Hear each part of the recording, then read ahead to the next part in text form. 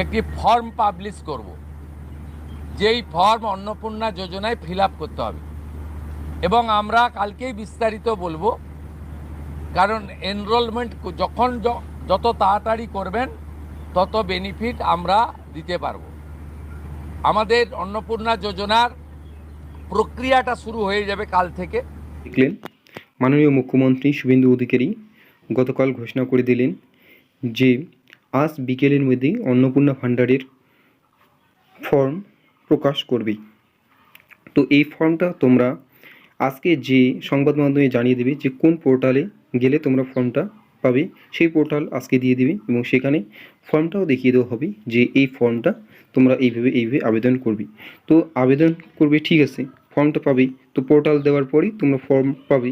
তো অনলাইন ফর্মটা বা আবেদন ফর্মটা তোমরা ইংলিশেও পাবে এবং বাংলাও পাবে, দুই রকমের পাবে। এবার হচ্ছে পোর্টাল। তো পোর্টাল তো এখনও জানা যায়নি, তবে পোর্টাল যখন প্রকাশ করবে তারপর থেকেই তোমরা ফর্মটা ডাউনলোড করে নিতে পারবে। এরপর হচ্ছে তোমাদের জমা দিতে হবে কোথায়। তো জমা দেওয়ার ব্যাপারটা এখনও সরকার থেকে ঘোষণা করা হয়নি। যখন ফর্মটা প্রকাশ করবে তখনই তারা সংবাদ মাধ্যমে জানিয়ে দেবে যে কোথায় জমা নেওয়া হবে। বা অনলাইনে করলে তোমরা ক্যাফে গেলেই একবারে হয়ে যাবে, ডিরেক্ট জমা দেওয়ার কোনো ঝামেলা থাকবে না।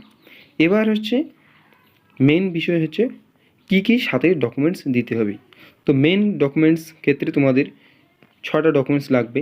এক হচ্ছে আধার কার্ড, দ্বিতীয় ভোটার কার্ড, তৃতীয় হচ্ছে ব্যাংক পাসবুক, তারপর হচ্ছে কাস্ট সার্টিফিকেট, ইনকাম সার্টিফিকেট, তারপর পাসপোর্ট সাইজ ফটোগ্রাফ লাগবে একটা।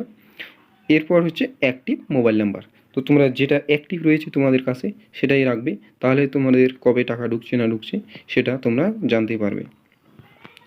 তো বন্ধুরা, ভিডিওটি এইটুকুই। যদি ভালো লাগে অবশ্যই লাইক করবে এবং চ্যানেলে প্রথম হয়ে থাকলে অবশ্যই চ্যানেলটিকে সাবস্ক্রাইব করে রাখবে।